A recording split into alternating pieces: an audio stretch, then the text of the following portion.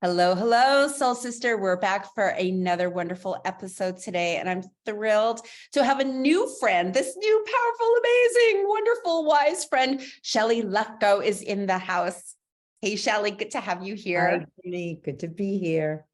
Shelly was just introduced to me recently, and when I learned about her and read about her, and I just knew I had to have her. I knew I had to have you. Sure.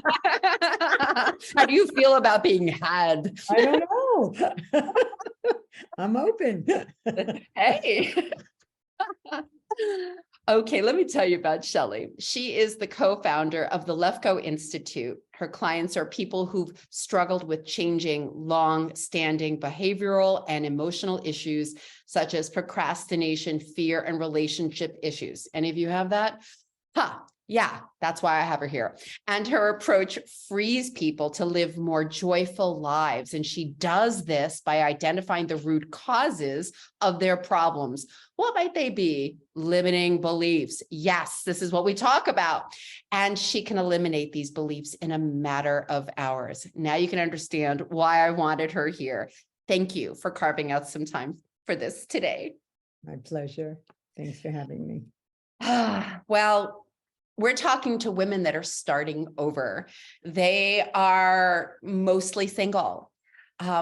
Maybe they're in relationships. Bottom line is they bump up against a lot of their fears and their doubts of what is possible. So let's just maybe start with how you see the beliefs actually are impacting their possibility of having a fulfilled, joyful, free life, and perhaps keeping them from going out and finding a new partner. So, ladies, I lost my husband 7 years ago. And this process saved my life. I'm going to tell you, I'm going to leave you with a little tool to play with if we have some time that comes out of the belief work, but it's a little different. So first of all, I find it totally fascinating that everybody says, we're going to talk about beliefs. Everybody's talking about beliefs. So 30 years ago when we started, I would say to people, we help people eliminate the problems that they have in their lives by helping them eliminate the beliefs. And they would say, beliefs? What do you mean beliefs? You mean like religious beliefs? Nobody even knew what we were talking about. Yeah. And today everybody knows it is very difficult to make change without eliminating your beliefs. So for me, it's the most logical thing that if you believe men are, sometimes I'll say to clients, okay, repeat this, finish the sentence, men are, and they go selfish, they want one thing, men are, what's that word? There's a word that narcissist. Women, men are narcissists, men are selfish, men are emotionally unavailable. Yep. Men, and they just go on and on and on and on. And so if you believe that about men, the idea that a fabulous man's going to come into your life, not even from a woo-woo perspective, Junie, not even from, I'm going to call him in. You're just not going to see him if he walked by you, if he fell over you, because all of your beliefs. I had a fascinating experience. I was in Fire Island, and I was telling a very inspiring story about something that my husband said to me when we were first together. And I had just had a session with one of my girlfriends where she eliminated not just beliefs about men are violent, her father was a violent alcoholic who used to beat up her mother. And she had lots of beliefs about men. Men have all the power, men, blah, blah, blah. And she had beliefs about relationships. So she said to her mother, why do you stay with him? And she said, because I love him. And my girlfriend concluded as a small child, love is stupid, dangerous, and painful. Oh, yes. So she gets rid of all these beliefs. And now I'm telling my story. And all of a sudden she says, Shelly, I heard you tell that story. This is the third time. Yep. I never heard it before. Wow. She couldn't hear that there was a man like my husband who existed. So Yeah. she heard the words, she knew she heard the story, but she never heard it. She never got it. So our beliefs keep us from seeing, doing, having everything we want to see, do, and have. Yeah. If you believe water is boiling, you're not going to put your hand in the water. You just won't. So our beliefs really are very, very powerful. Most of them are unconscious. And one of the things that is very powerful about my work is many of my clients have done a tremendous amount of wonderful self-help work. Oh my God, I have people coming. It's like, I've done so much work. I've done so much therapy. I've read all the books. Why am I still doing the same things and feeling not good enough? You know, who am I? Horrible. Continue on. Yes, you have all these people coming to you. Help me. What's happening? So I'm going to explain something that's not going to sound very powerful, but when you do it, it is. So you know how when you're a child, you believe in Santa Claus, and if somebody says there's no such thing as Santa Claus, you turn around and go, no, there he is. He's in a red suit and a white beard. What do you mean? Exactly. And at 8 years old or thereabouts, you realize that's my father. I never saw Santa Claus. Ooh, I got goosebumps. Couldn't see beyond it. Yeah. I made that up. The belief goes away and it never comes back. Right. So when the way that beliefs get formed is you're not born knowing you're good enough or not good enough. You're not born knowing money is scarce and hard to get or it's abundant. You're not born knowing whether life is hard or easy. You're not born knowing whether you are adequate or inadequate. Yeah. What happens is you come into this world as a little ball of consciousness and you look around and you either have mom and dad or mom and mom or dad and dad or one parent, whatever you have, and you look at them and every child alive asks the question all day long, why?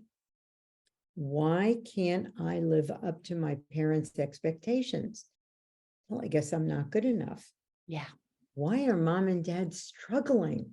Well, I guess life is hard and money is scarce and hard to get. Yep. You know, why do they keep telling me I'm not doing enough? Well, I guess I'm inadequate. Yep. So we form these beliefs based on what we see when we get here. However, we actually think, and again, I have clients in every country around the world, literally. In Saudi Arabia, I'm working with somebody now. Nice. Everybody has the same beliefs. And when I ask them, doesn't it seem like, and this is halfway, 3/4 of the way into the process, doesn't it seem like you saw whatever your belief is? I'm not good enough. So the way that if you're looking at a video of your childhood, it actually feels like you literally see, not evidence, not this, I'm not good enough. So when I say to people, doesn't it seem like you saw, I'm not good enough? Life is hard. I'll never get what I want. Right. They say, I did see it. Right. Right. It was real. It was reality to them. Yes. So what we do when we work with people, of course, you have to pick certain beliefs under certain patterns, and I'm going to explain the difference between a pattern and a belief in a minute. Yes. But I hold this up and I say, anything that you can see, and for those of you listening, I'm holding up my water bottle. Anything you can see has a color, shape, and location. You cannot see, I'm not good enough. You cannot see life is hard. You Right. cannot. What you do see is a parent criticizing you or calling you stupid. And even if, you know, people say to me, but what if they said it? Yes, you can see them saying it, but you can't see that it's true. Absolutely. Okay. My father loved me more than anything in the world. And he used to say, you're an idiot. You don't use your head. You're an idiot. I thought the word was idiot. And I once called a kid. I said to him, you know what you are? You're an idiot. And he looks at me. He says, what's an idiot? Oh, that's hysterical. Oh my God. That's So hysterical. when I Yeah. said to my dad, how do you think it felt when you said that to me? He said, well, you knew I didn't mean it. You knew I just didn't know how to talk. I was like, yeah, no, I didn't. Yeah. So you can see failing every subject in school, but you can't see I'm stupid. And there's a lot of other steps that loosen this up and that, but it's what I do is so different because it's not, it's not woo-woo. It's not, write it on a piece of paper and burn it or tear it up or write it in the mirror. It isn't that. It's you did see events, but the only place the belief lived was in your head. You made that up. Yeah. Because only crazy people believe something they know is not true, right? Yeah. Yeah. All right, sisters, take a breath into this because she's laying down some pretty good stuff here. So you see the water bottle, you see, oh, okay, mom is yelling at dad, but the beliefs, what you take on. And so you take on this belief of, oh, mom must be really angry at dad, or mom is judging dad. No, tell me again. No. Okay. You see mom being angry at dad. You see mom judging dad. Those aren't beliefs. Beliefs are relationships don't work. Okay, got it. Relationships are fighting. Those are the beliefs that you form based on watching them. You do see events. Got it. You cannot see meaning, which Exactly. is It's the meaning we give to what we witness. And that meaning is what comes into our unconscious realm and then continues to live there. Got it? Which is why it becomes, which is why it becomes a belief. Yes. So beliefs are formed in the past. Yep. Meaning is formed in the moment.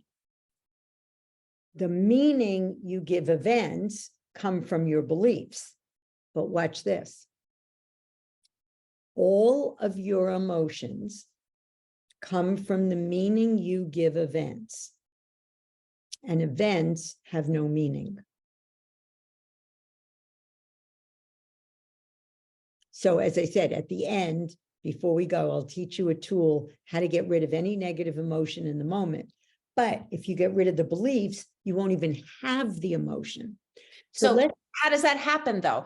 What's your take on where the emotion comes from this belief? The emotion actually comes from the meaning. Okay, so when we see the meaning of relationships must be hard, then the emotion will attach to that meaning. I love that I'm kind of like learning this with you, because this is something I do, and yet it's nuanced in such a beautiful way. So let me give you an example. Yeah. That events have no meaning, because some of you are sitting there going, what are you talking about?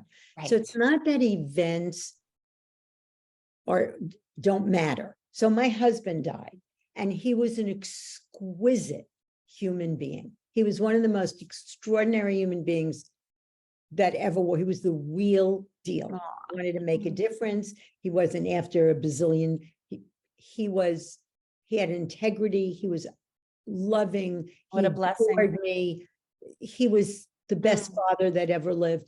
And he died. Yeah. And grieving is healthy. I cried, I grieved.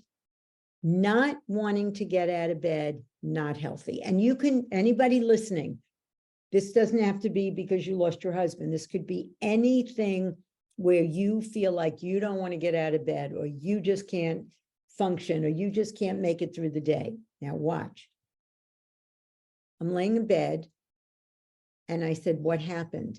My husband died. Now, first of all, does that mean I'm going to be alone for the rest of my life. Does it mean that? No, Does it mean I'm going to starve to death? no, Does it mean I'll never be happy again? no. No, my Your friend, husband died, fact, event. we don't know anything for sure because that happened, right? Yeah. Yeah. So I'm laying in bed and I go, I'm never going to be happy again. What happened? My husband died. What meaning did I give it? I'm never going to be happy again. What else could it mean? My friend Marcy Scheimoff called me and came over that night and said, I will make sure that you could be happy again and that Oh, you have fun. And that, and every couple of weeks she would call me and say, okay, we're going to a Beach Boys concert. Okay, we're going to see Frankie Valli. And we laughed beyond it. I thought I'd never laugh again, right? so beautiful. Yeah. So the fact that he died didn't mean I'd never be happy again. Now, I don't know how to run a business. I don't know the difference between, didn't know the difference between a P&L and a balance sheet. I'm the Just people learned person. that recently. Right. Just put me in front of 1,000 people. I'm good. I'll work with Oprah. Anybody you put in front of me, I'm good. Run a business, not so much. Yeah. So I said, I'm going to starve to death. And I said, well, it could mean that. And it could mean that you're going to step up to the plate and you'll learn. Yeah. But the fact that he died has no meaning. Not that it doesn't matter. We don't know anything for sure because something happened. Yeah. So if you have a belief, I'm not important, somebody ignores you, you get angry. Charged. Yeah. You get right? triggered. Because you feel not important. You Yeah. get rid of that belief. Somebody ignores you. You don't give it the meaning, I'm not important. Yeah. So there's no emotion. Right. You can say is, I don't appreciate being ignored. Yeah. Rather You're you noticing something just happened instead of taking on the charge because it tapped into that belief, that wounding versus, interesting. I was just ignored. We need to have a conversation. So again, the Different. meanings that we give events generally come from our beliefs. Get rid of the beliefs, you won't give meaning, you won't have the emotion. But anytime you have a negative emotion, if you stop and ask yourself, what just happened? Come up with one other meaning, possible meaning, and then just get the event has no meaning. Meaning's in your mind. So good. I love how you're breaking this down. So let's get really specific here because you're laying down some really important information here. And we have this woman here that's starting over in love, and she has beliefs around relationships, whether it's from her parents or whether it's from the experiences she had in the past in her own relationships. So what's a good first step to break through some of these beliefs that she's still holding on to that keeps her from spreading her wings? Yeah. So the first thing is I want to include everybody. So when we get to midlife, right, there's a lot of information that has been thrown at us. All self-esteem beliefs are formed in the first 6 to 8 years of childhood. Yeah. Okay, period. For the most part. Our beliefs about life and relationships and people might come a little later than that, okay? Now, if the advertising world is telling you, you have to be thin to be lovable, guess what? I once said I have 5 pounds to lose, and my girlfriend said to me, you haven't been spending enough time in Walmart, right? There's a lot of heavy people who are married, who have kids, who have great lives, not just in Walmart, but in every store. Yeah. So this stuff that we get, well, all men want younger women. That's just obviously not true. So here's the thing. In order to, so I'm going to give you an opportunity at the end to eliminate a belief for free. Okay. it's very difficult to just talk yourself out of a belief. It is. I had the belief mistakes and failures are bad. I read every business book. I know that they're not. I could give you 400 quotes about this one and Michael Jordan and Larry Page and Sergey Brin and Richard Branson. I have all the quotes about if you're not failing, you're going to be mediocre. Didn't matter. I still had the belief. Yep. So going back to your childhood and actually looking at where did that belief come from? What are some other interpretations? Doing the process, you will getting that you never saw that, you can eliminate the belief. A shortcut that may or may not help you is if you think you have the, not think, but if you have the belief men want younger women, you can ask yourself the question, did you ever see that all 3 billion men want younger women? Now, my girlfriend got married at 65 years old for the first time and met this fabulous guy and built a fabulous house in where I live in Marin County and had a wedding in Italy. So, you know, I have lots of friends who are on their second husbands, either they're divorced or they're, you know, so it is just not true that men want younger women. I have a friend who wasn't interested in meeting anybody. And she was redoing her mother's house and had a contractor. And he was Mexican and her mother was Mexican. So she spoke Spanish.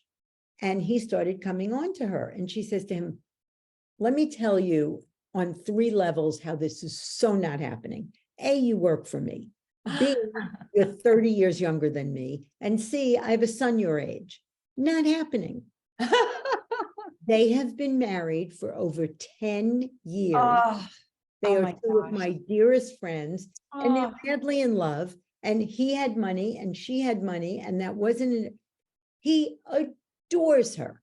Mm. So we have to look at, did you ever see in the world that that is true? And if it's a belief, you might think, well, I saw that relationships don't work. No, you might have seen everybody in your family get divorced. Right.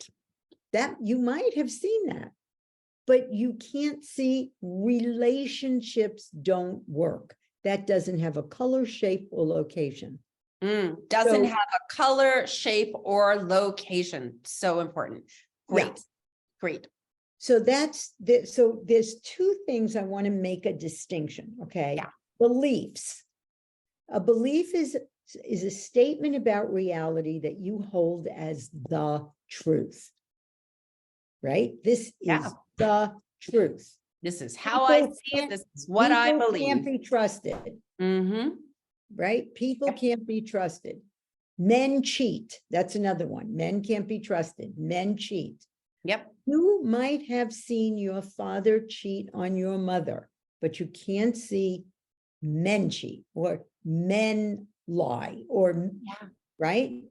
In the same respect, you can't see men won't want me because I'm wrinkled, or men won't want, you know, I want to tell you something. I've done a lot of belief work on myself, not on myself. My husband used to work with me.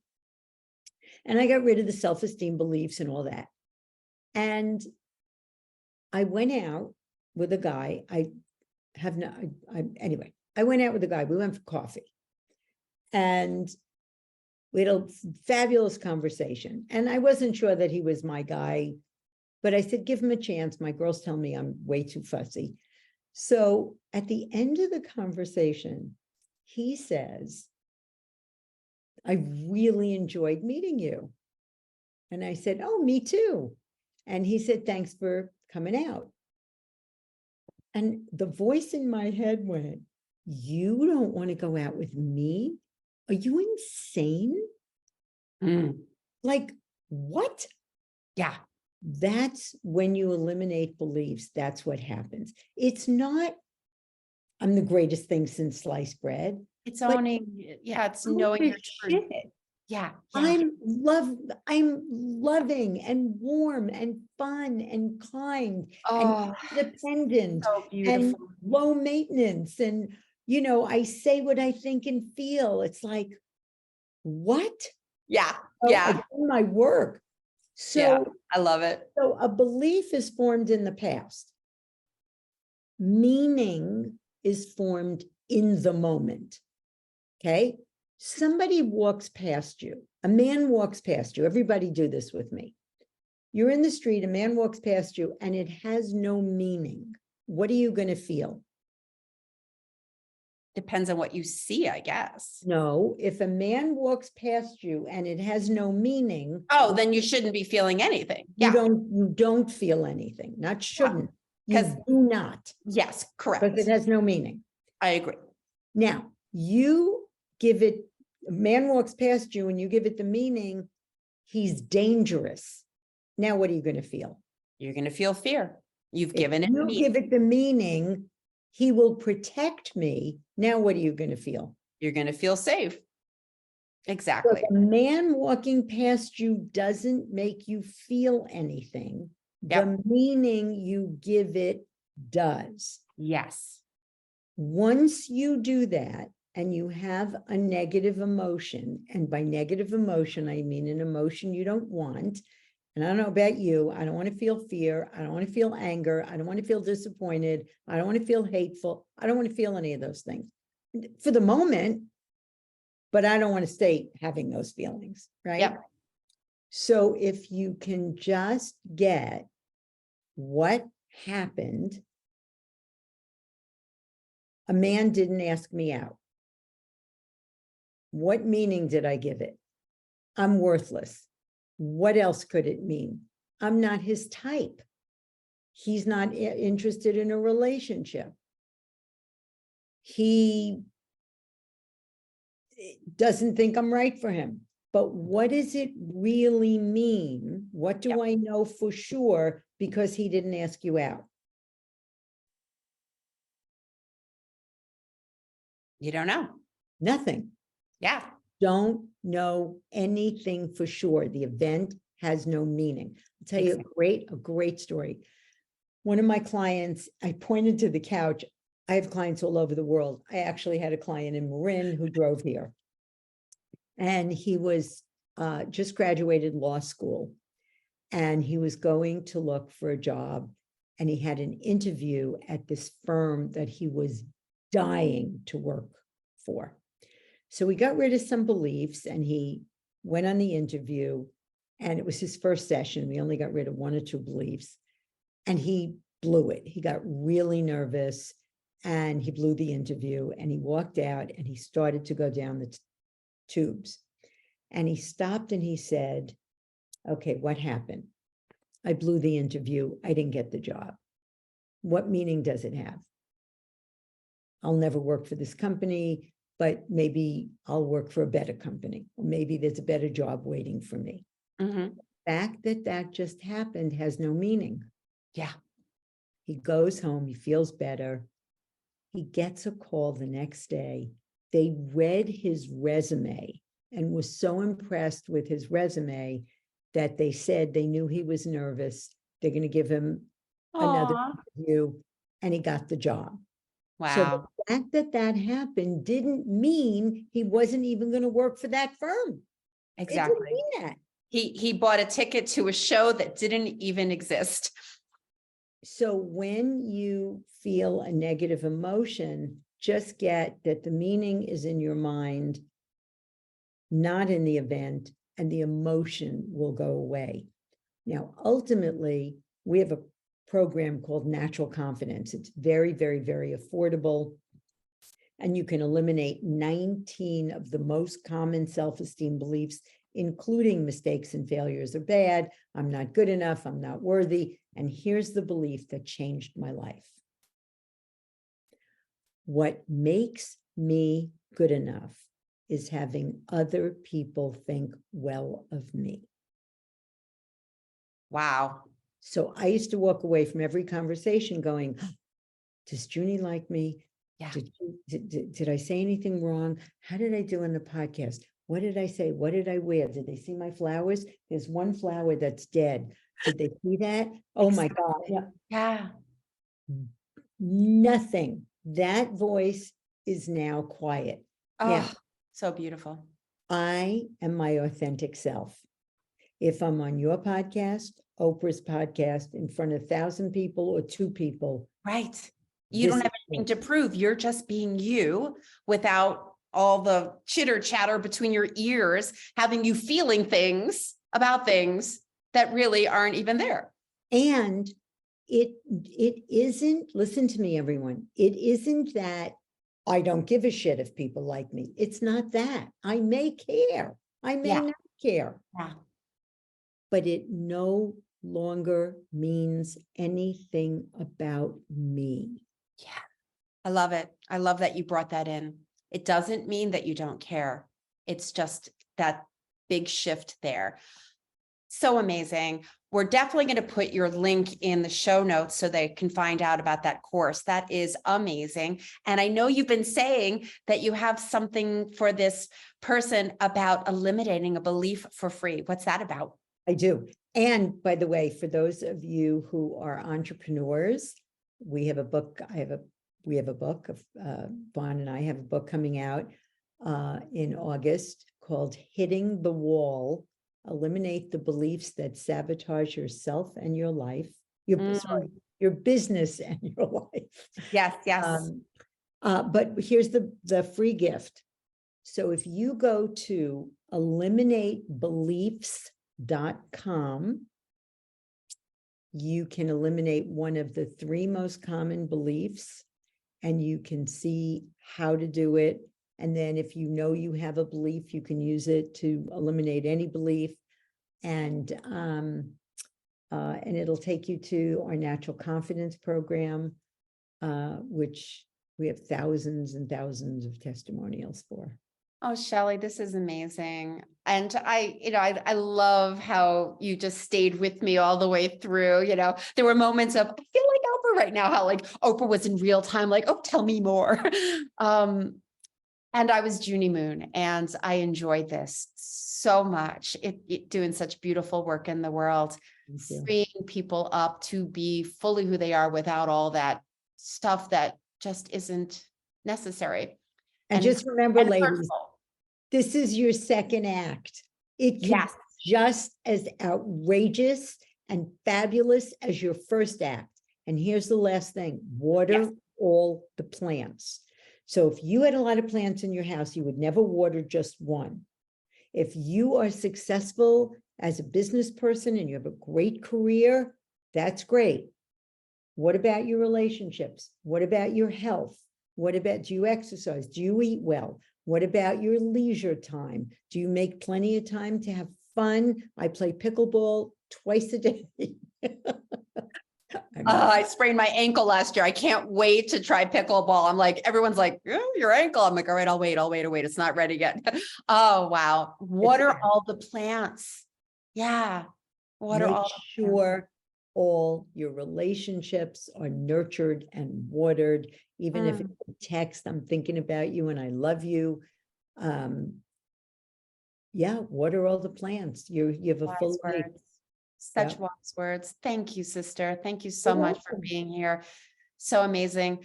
All right, soul sister, I bet you took notes, and I bet you are going to tell somebody about this amazing woman and her message. Please, please, please tell some friends, share the links. If you haven't subscribed to the station, please subscribe so you don't miss amazing women like this. Shelly, amazing. Thank you. Thank you. Bye. Have a great one. Everyone.